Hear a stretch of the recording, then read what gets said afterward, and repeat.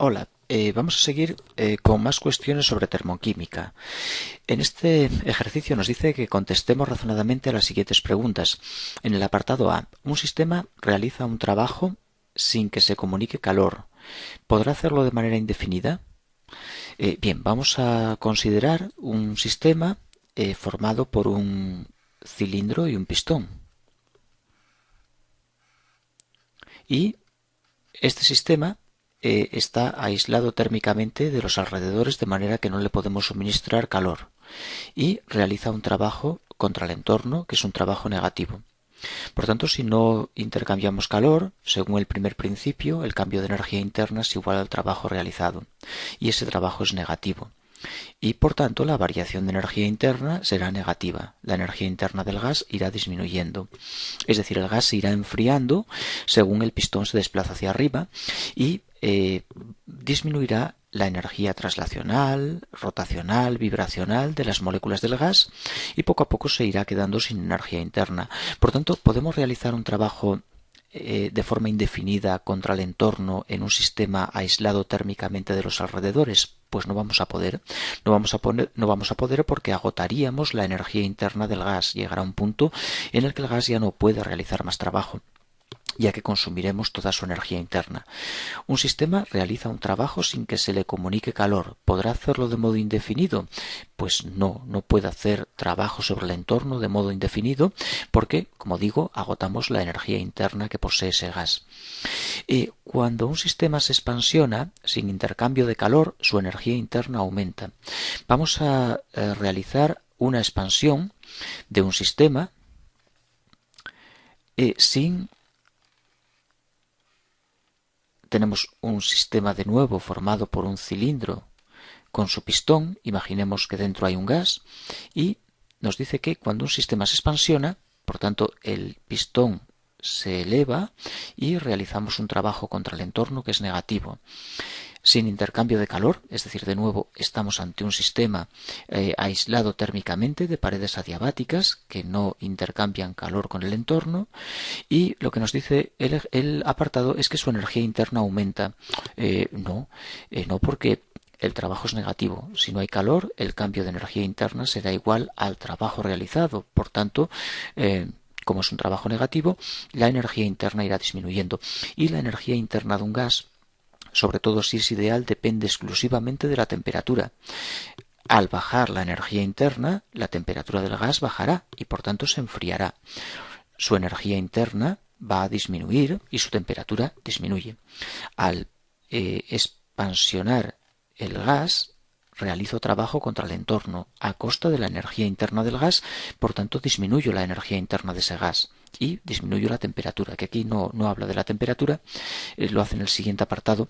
En el apartado C dice, en los procesos isotérmicos, ¿qué relación existe entre el calor y el trabajo que el sistema intercambia con el entorno? Ahora imaginemos un proceso isotérmico. Tenemos de nuevo nuestro sistema, cilindro, pistón, un gas, por ejemplo, dentro, un gas ideal, y vamos a considerar que pregunta, en los procesos isotérmicos, ¿qué relación existe entre calor y trabajo? Vale, imaginemos que la temperatura se mantiene constante, un proceso isotérmico es aquel a temperatura constante. Si la temperatura es constante, como comento, si el gas es ideal, la energía interna depende solo de T. Por tanto, a T constante, el cambio de energía interna es cero. ¿Y eso qué supone?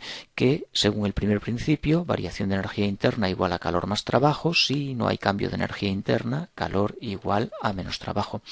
O sea que, si aportamos calor, tiene que realizar contra el entorno una cantidad de trabajo idéntico al calor que aportamos para que la energía interna se mantenga invariable. Si sacamos calor, ese calor es negativo, por tanto debemos aportar el mismo trabajo, debemos aportar la misma energía en forma de trabajo para que se mantenga la energía interna, su variación en cero.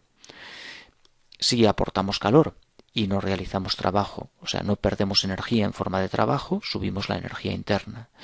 Y al revés, si realizamos trabajo contra el entorno y no damos calor, disminuimos la energía interna del sistema.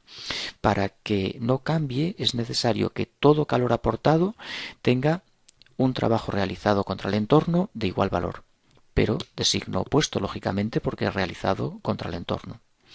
Y en el último apartado, o en el penúltimo apartado, nos dice: en los procesos a volumen constante es invariable una reacción exotérmica.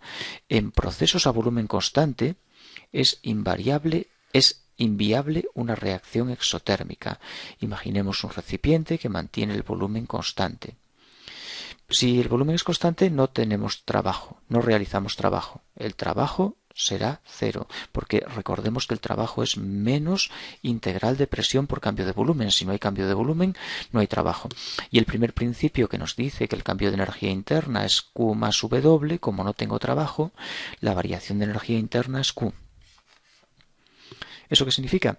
Pues que si trabajamos a V constante, si el sistema pierde una cantidad de calor Q negativa, pierde esa misma cantidad de energía interna. Si el sistema recibe una cantidad de calor Q, aumenta su energía interna en esa misma cantidad de energía que le suministramos. Y según el apartado D, nos dice: en procesos a volumen constante es inviable una reacción exotérmica. Pues no, es perfectamente viable, sería esta situación. Exotérmica, se pierde calor negativo, y por tanto el cambio de energía interna será negativo. Disminuimos la energía interna de nuestro sistema al liberar calor al entorno, pero es perfectamente viable. Un proceso exotérmico a volumen constante también es viable, un proceso endotérmico a volumen constante, y ese calor intercambiado es una variación de energía interna o calor a volumen constante. Y por último, vamos con la última afirmación que nos hace: en los procesos isobáricos, un aumento de volumen del sistema indica que el proceso es endotérmico. Ahora tenemos un proceso isobárico. Eso es un proceso a P constante. Tenemos un proceso a presión constante. Dibujamos de nuevo nuestro cilindro con el pistón y vamos a realizar un proceso isobárico, es decir, la P la vamos a mantener constante. Y afirma que en los procesos isobáricos un aumento de volumen del sistema indica que el proceso es endotérmico. Bueno, vamos a aumentar el volumen manteniendo la presión constante, es decir, vamos a desplazar el pistón hacia arriba y provocamos un incremento de volumen V1 a V2 manteniendo P constante, donde V2 es mayor que V1. Bien, procesos isobáricos, un aumento de volumen del sistema indica que el proceso es endotérmico.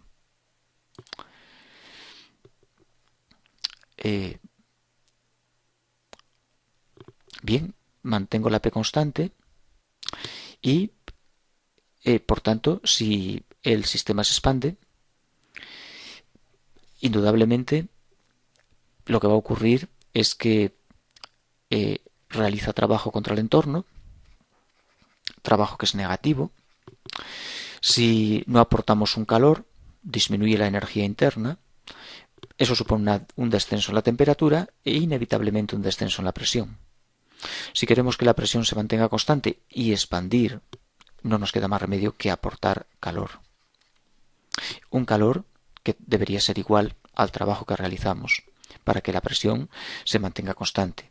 Es decir, si incrementamos el volumen, realizamos trabajo contra el entorno.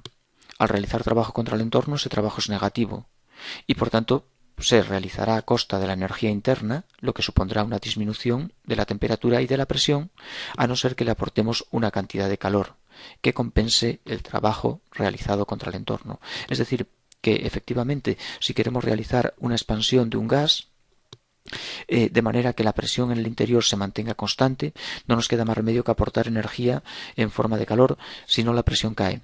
Si expandimos algo, si tenemos un gas en un recipiente y ese recipiente se expande, indudablemente la presión dentro baja. Aumentamos el volumen, vamos a disminuir la presión, a no ser a no ser que aportemos calor y elevemos la temperatura. Al elevar la temperatura, entonces sí que la presión puede mantenerse constante.